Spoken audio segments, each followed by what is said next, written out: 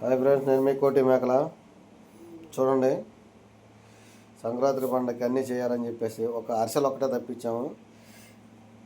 చక్రాలు చూడండి, చెక్కలు, మిఠాయి, ఇది కూడా మిఠాయి, కజ్జికాయలు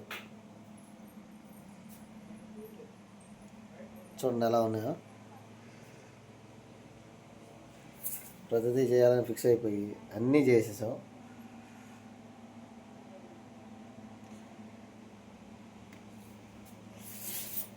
కజ్జికాయలు చూడండి ఎంత నీట్గా వచ్చినాయో. పచ్చి కొబ్బరి బెల్లంతో లాస్ట్లో పంచదార పాకంలో వేసి తీయటం.